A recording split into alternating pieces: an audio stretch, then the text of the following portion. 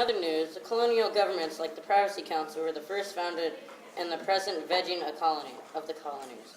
The privacy of colonies let most colonies run their own affairs. For example, Rhode Island, 1644, Charton started all the colonial laws that started. The council let most colonies run their own affairs. For example, the Rhode Island, 1644, charter stated that all the colonial laws should agree with those of England. At the same time, the charter was the colonists had full power and authority to rule themselves. A bicameral legislature, which is a lawmaking body made up of two houses or groups. They also shared power of the military with the governor. The laws passed by each assembly had to be approved first by the advisory council and then by the governor. The colonial courts made up another important part of the colonial government. In general, the courts supported the interests and ideas of their communities. In conclusion, colonial government was like today's government and had some same features. Action! Hello, I am and on this broadcast we're going to be talking about triangular trade and middle passage. You know what? Well, first, the West Indies traded with the 13 colonies, and then they traded with the blacks too, as what they called in the past, but now we call them the Indians. But some merchants took part in the triangular trade, but took different routes.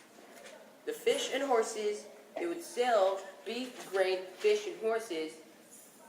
Are you staring at me, man? Okay. To plantation owners in the West Indies. In exchange, the merchants got sugar and molasses. After they traded all their food and animals for all these exotic foods, then they sailed across the Atlantic Ocean that they called the Middle Passage. Now, the Middle Passage was a long route from the 13 colonies. It took them to like 3 months. 3 months was a while back then, like, you know, not even like freaking 10 minutes now. But you know what? 3 months, that was a while. You know, at some Mckirdys, like I said, could last up to 3 months. Like, that's a lot. But, you know, they took enslaved blacks, is what they called them then. You know, now we call them Africans or Indians. Yeah.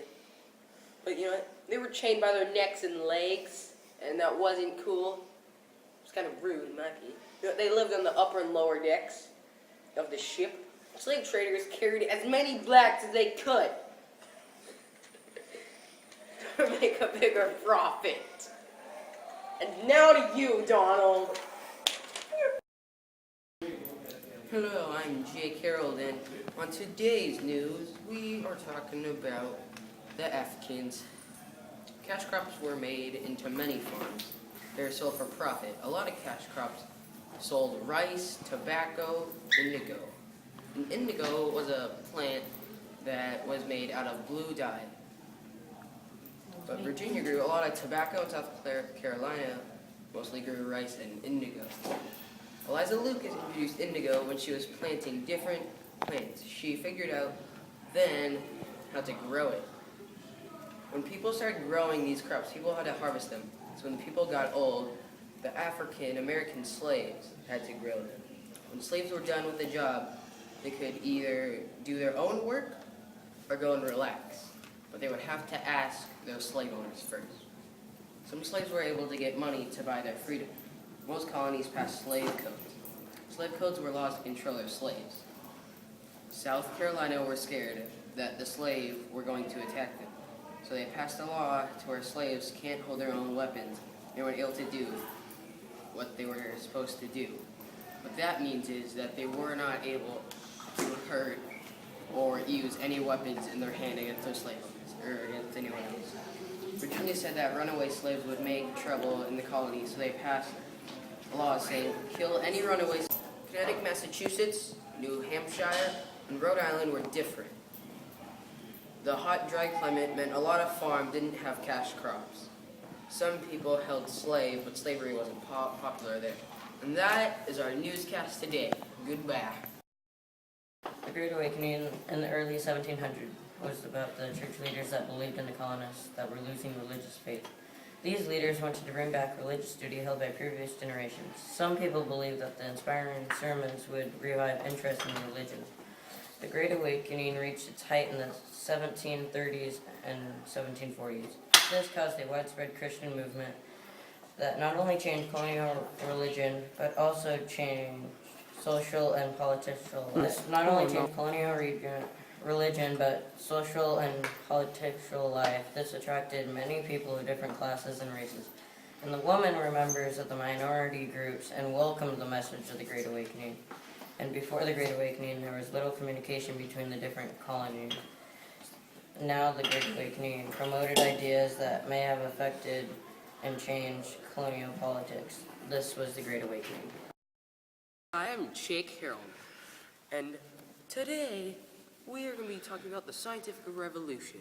The scientific revolution began in the 1600s, started in mathematics, and with astronomy right behind it, then changes all areas of natural science.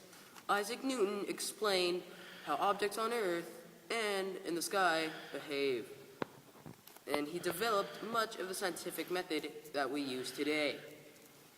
The study of the scientific method is scientists carefully study natural events. Benjamin Franklin was a scientist that invented lots of tools we use today. He was born in Boston in 1706. In 1723, he moved to Philadelphia. He never put patents on his work because he wanted hers to benefit from them. He flew a kite during a thunderstorm. To prevent lightning was a form of electricity. He also founded the American Philosophical Society. Self-taught writers and artists also contribute to colonial American culture. Religious speech and writers changed the colonies in many ways. Ministers such as John Cotton, Jonathan Edwards, and Cotton Mather, good job guys, developed a new American way of preaching. American ways revealed in their drama in their sermons, New England Poet and Bread Street. And